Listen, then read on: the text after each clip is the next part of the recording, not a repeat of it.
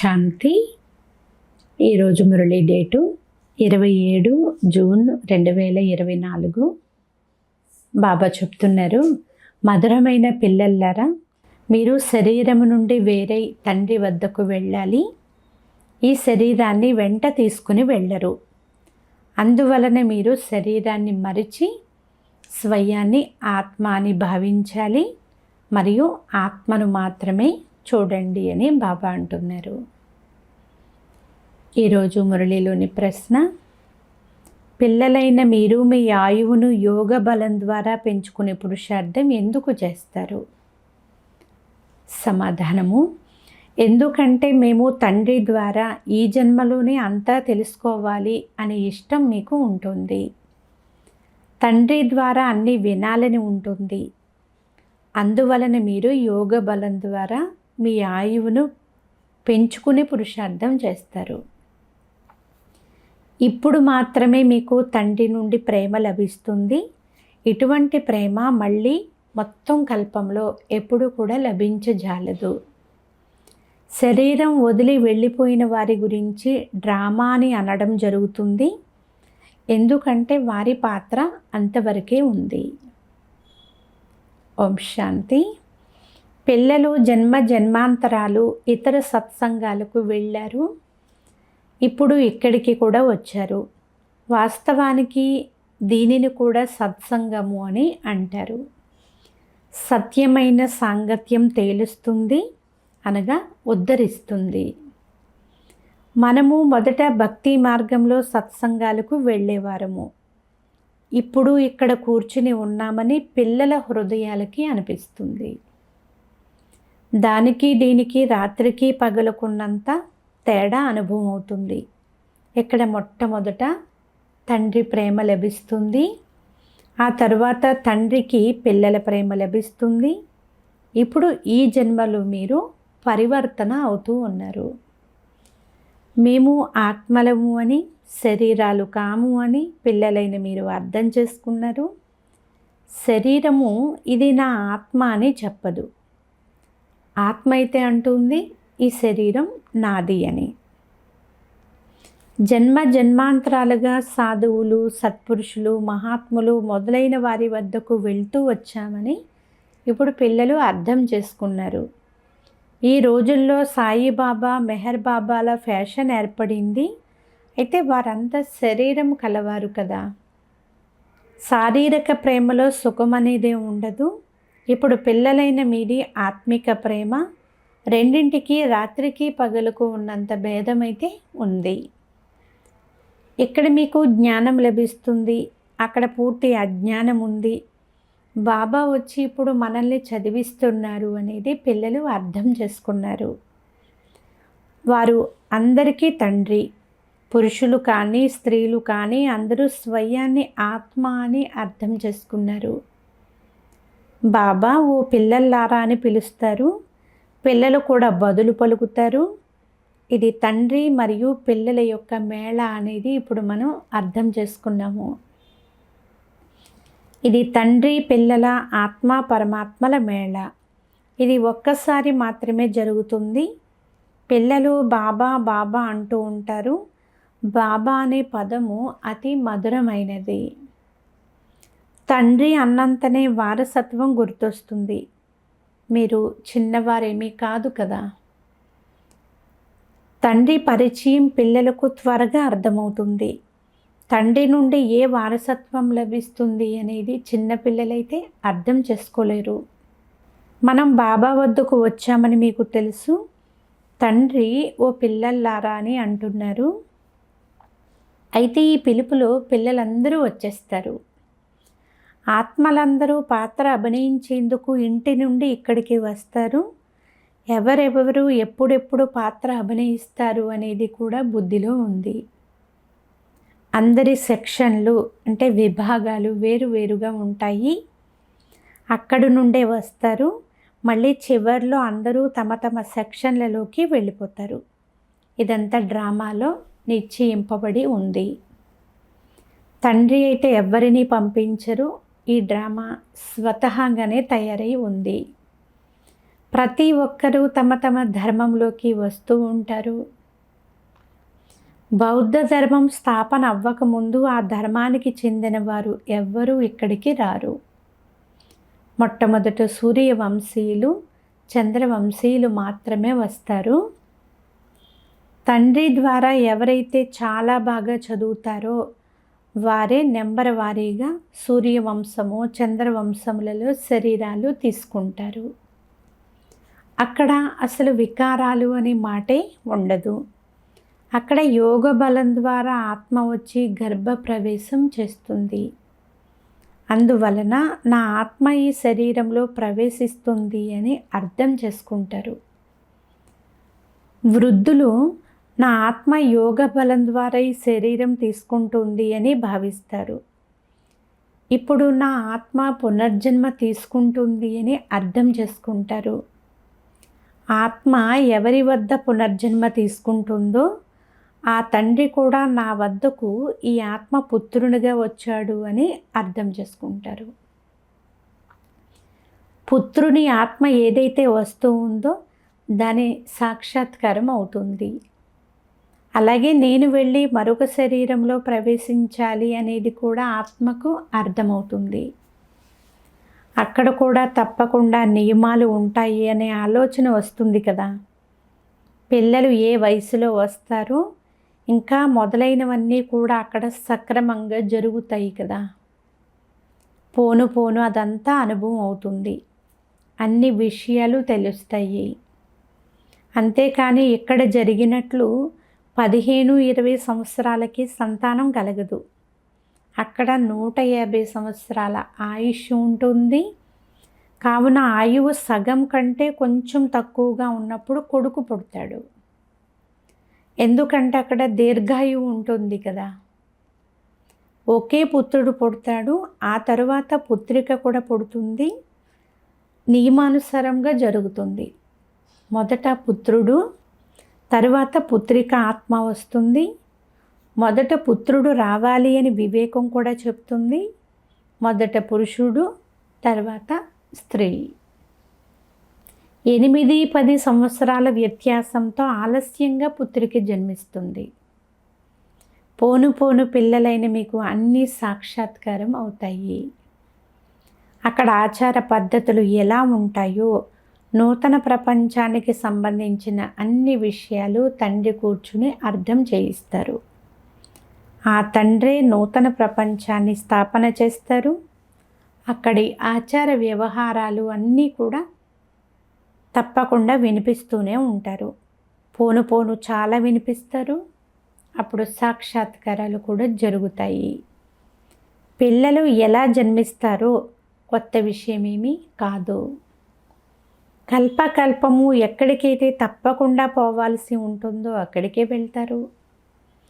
వైకుంఠం ఇప్పుడు సమీపానికి వచ్చేసింది. ఇప్పుడు చాలా దగ్గరికి వచ్చేస్తారు. ప్రతి విషయము మీకు సమీపంగా కనిపిస్తుంది. మీరు జ్ఞానయోగాలలో ఎంత శక్తివంతంగా అవుతూ ఉంటారో అంత స్పష్టంగా మీకు కనిపిస్తూ ఉంటుంది. మీరు అనేకసార్లు పాత్రను అభినయించారు. ఇప్పుడు మీకు వివేకం లభిస్తుంది. దీనిని మాత్రమే మీరు వెంట తీసుకుని వెళ్తారు. అక్కడే ఆచార వ్యవహారాలన్నీ తెలుసుకుంటారు. ప్రారంభంలో మీకు అన్ని సాక్షాత్కారాలు జరిగాయి. అప్పుడు మీరు కేవలం 1-2 చదువుకునేవారు. మళ్ళీ చివరిలో తప్పకుండా సాక్షాత్కారాలు జరగాలి అని బాబా అంటున్నారు. వాటిని తండ్రి కూర్చుని వినిపిస్తున్నారు. అవన్నీ చూడాలి అనే కోరిక మీకు ఇక్కడే ఉంటుంది. శరీరం వదలరాదు అని అన్నీ చూసి వెళ్ళాలి అని భావిస్తారు. అయితే ఆయువు పెంచుకునేందుకు యోగ బలం కావాలి కదా. అప్పుడు తండ్రి ద్వారా ఏవైతే విన్నారో అవన్నీ చూస్తారు. ముందు వెళ్ళిపోయిన వారి గురించి ఆలోచించకూడదు. అదే డ్రామాలోని వారి పాత్ర. తండ్రి నుండి ఎక్కువ ప్రేమ తీసుకునే అదృష్టం వారికి లేదు అని బాబా అంటున్నారు. ఎందుకంటే మీరు ఎంతెంత సేవాదారులుగా అవుతారో అంత తండ్రికి చాలా ప్రియంగా అనిపిస్తారు. ఎంతగా సేవ చేస్తారో, తండ్రిని ఎంతగా స్మృతి చేస్తారో అంతగా ఆ స్మృతి స్థిరమైపోతుంది. మీకు చాలా ఆనందం కలుగుతుంది. ఇప్పుడు మీరు ఈశ్వరీయ సంతానముగా అవుతారు. తండ్రి చెప్తున్నారు, ఆత్మలైన మీరు నా వద్ద ఉన్నారు కదా. భక్తి మార్గంలో ముక్తి కొరకు చాలా శ్రమ చేస్తారు. జీవన్ముక్తి గురించి అయితే వారికి తెలియదు. ఇది చాలా లవ్లీ జ్ఞానము. ఇందులో చాలా ప్రేమ ఉంటుంది. ఈ తండ్రి తండ్రే కాదు, టీచరు, సద్గురువు కూడా అవుతారు. వీరు సత్యమైన సుప్రీం తండ్రి. వారు మనల్ని 21 జన్మలకు సుఖధామంలోకి తీసుకుని వెళ్తారు. ఆత్మయే దుఃఖితమవుతుంది. సుఖ దుఃఖాలను అనుభవించేది ఆత్మయే. పాపాత్మ పుణ్యాత్మ అని కూడా అంటారు కదా.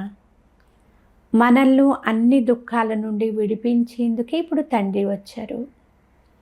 ఇప్పుడు పిల్లలైన మీరు అనంతములోకి వెళ్ళాలి. అందరూ సుఖవంతులుగా అవుతారు. ప్రపంచమంతా సుఖవంతముగా అయిపోతుంది. డ్రామాలో ఎవరికి ఏ పాత్ర ఉందో అది కూడా మీరు అర్థం చేసుకున్నారు. మీరు ఎంతో సంతోషంగా ఉంటారు. మనల్ని స్వర్గంలోకి తీసుకుని వెళ్ళేందుకే బాబా వచ్చారు. ఆత్మలైన మన అందరినీ స్వర్గంలోకి తీసుకుని వెళ్తారు. మధురాతి మధురమైన పిల్లలు, నేను మిమ్మల్ని అన్ని దుఃఖాల నుండి దూరం చేసేందుకే వచ్చాను అని తండ్రి ధైర్యం చెప్తున్నారు. ఇటువంటి తండ్రిని ఎంతగా ప్రేమించాలి. అన్ని సంబంధాలు మీకు దుఃఖమును ఇచ్చాయి. సంతానం కూడా దుఃఖమునిస్తుంది. మీరు దుఃఖపడుతూ దుఃఖం కలిగించే మాటలనే వింటూ వచ్చారు. ఇప్పుడు తండ్రి అన్ని విషయాలు అర్థం చేయిస్తున్నారు. ఈ విషయాలు అనేకసార్లు అర్థం చేయించారు.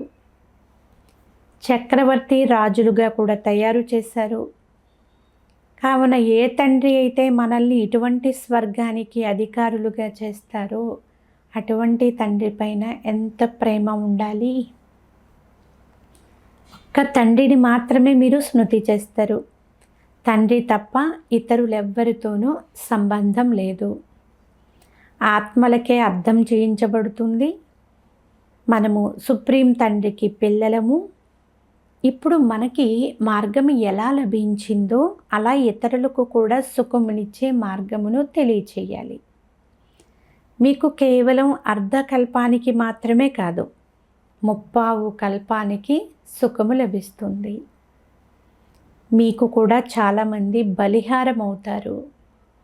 ఎందుకంటే మీరు తండ్రి సందేశమును వినిపించి అన్ని దుఃఖాలను దూరం చేస్తారు. ఈ బ్రహ్మకు కూడా ఈ జ్ఞానం సుప్రీం తండ్రి ద్వారా లభిస్తుంది అనేది మీరు అర్థం చేసుకున్నారు. ఈ బ్రహ్మ మళ్ళీ మనకు సందేశమునిస్తారు. మళ్ళీ మనం ఆ సందేశమును ఇతరులకు ఇస్తాము. తండ్రి పరిచయమునిచ్చి అజ్ఞాన నిద్ర నుండి పిల్లలందరినీ మేల్కొలుపుతూ ఉంటారు. భక్తిని అజ్ఞానము అంటారు. జ్ఞానము వేరు, భక్తి వేరు. జ్ఞానసాగరులైన తండ్రి ఇప్పుడు పిల్లలైన మీకు ఈ జ్ఞానం నేర్పిస్తున్నారు. బాబా ప్రతి 5000 సంవత్సరాల తరువాత వచ్చి మనల్ని మేలుకొలుపుతారు అని మనందరి హృదయాలకు తెలుసు. మన జ్యోతిలో ఇక నెయ్యి చాలా కొద్దిగా మాత్రమే మిగిలి ఉంది. అందువలన ఇప్పుడు మళ్ళీ జ్ఞానం అనే నెయ్యిని వేసి దీపమును వెలిగిస్తారు. తండ్రిని స్మృతి చేసినప్పుడు ఆత్మరూపీ దీపము ప్రజ్వలితం అవుతుంది. ఆత్మపై చేరిన తుప్పు అంతా తండ్రి స్మృతి ద్వారానే తొలగిపోతుంది. ఇందులోనే మాయతో యుద్ధం జరుగుతుంది. మాయ మాటి మాటికి మరిపింపచేస్తుంది. తుప్పు వదిలిపోయేందుకు బదులు ఇంకా ఎక్కువైపోతుంది. తుప్పు ఎంత తొలగిపోయిందో అంతకంటే ఎక్కువ మళ్ళీ ఏర్పడుతుంది. తండ్రి అంటున్నారు, పిల్లలు నన్ను స్మృతి చేసినట్లయితే మీ తుప్పు మొత్తం వదిలిపోతుంది. ఇందులో అయితే చాలా శ్రమ ఉంది. దేహం పైన కొంచెం కూడా ఆకర్షణ అనేది ఉండకూడదు. దేహి అభిమానులుగా అవ్వండి. మనం ఆత్మలము బాబా వద్దకు శరీర సహితముగా వెళ్ళలేము. శరీరము నుండి వేరయ్యే వెళ్ళాలి. ఆత్మను చూచుట వలన తుప్పు వదిలిపోతుంది. శరీరాన్ని చూచుట వలన తుప్పు పెరుగుతుంది. అప్పుడప్పుడు పెరుగుతుంది, అప్పుడప్పుడు తరుగుతుంది. ఇది జరుగుతూనే ఉంటుంది అని బాబా అంటున్నారు. అప్పుడప్పుడు పల్లము, అప్పుడప్పుడు ఎత్తు. ఇది చాలా సున్నితమైన మార్గం కదా. ఇలా జరుగుతూ జరుగుతూ చివరిలో మీరు కర్మాతీత స్థితిని పొందుకుంటారు. ప్రతి విషయంలో కూడా మోసం చేసేది ముఖ్యంగా కనులే. అందుకే శరీరాన్ని చూడకండి. మన బుద్ధి శాంతిధామము, సుఖధామాలపైన తగులుకొని ఉండాలి. దైవీ గుణాలు కూడా ధారణ చేయాలి. భోజనం కూడా శుద్ధమైనది భోజించాలి. దేవతలది పవిత్రమైన భోజనం. వైష్ణవులు అనే పదము విష్ణువు నుండి వచ్చింది. దేవతలు ఎప్పుడూ అశుద్ధమైన పదార్థాలు తినరు. విష్ణు మందిరాలు ఉన్నాయి. విష్ణువును నరనారాయణ అని కూడా అంటారు. ఇప్పుడు లక్ష్మీనారాయణలు శరీరాలు ఉన్నవారు అంటే వాళ్ళు సాకారులే కదా. వారికి 4 భుజాలు ఉండరాదు. కానీ భక్తి మార్గంలో వారికి 4 భుజాలను చూపించారు. దీనిని బేహద్దు అజ్ఞానము అని అంటారు. 4 భుజాలు గల మనుషులు ఎవ్వరూ ఉండరు అని భావించరు. సత్యయుగంలో 2 భుజములు వారే ఉంటారు. బ్రహ్మకు కూడా 2 భుజాలే ఉంటాయి. బ్రహ్మపుత్రిక సరస్వతి ఇద్దరికి కలిపి 4 భుజాలు చూపించారు. ఇప్పుడు సరస్వతి బ్రహ్మకు భార్య కాదు. ఈమె ప్రజాపిత బ్రహ్మ కూతురు. ఇతను ఎంతమంది పిల్లలను దత్తు తీసుకుంటారో అన్ని భుజాలు పెరుగుతూ ఉంటాయి. బ్రహ్మకు 108 భుజాలు ఉన్నాయని అంటారు. విష్ణువుకి శంకరునికి అయితే అలా అనరు. బ్రహ్మకు చాలా భుజాలు ఉన్నాయి. భక్తి మార్గంలో అయితే కొంచెము కూడా అర్థమే చేసుకోరు. తండ్రి వచ్చి పిల్లలకు అర్థం చేయిస్తారు. మీరు మమ్మల్ని తండ్రి వచ్చి తెలివి కలవారిగా చేశారు అని అంటారు. మేము శివుని భక్తులము అని మనుషులు అంటారు. మంచిదే. మీరు శివుణ్ణి ఏమని భావిస్తున్నారు?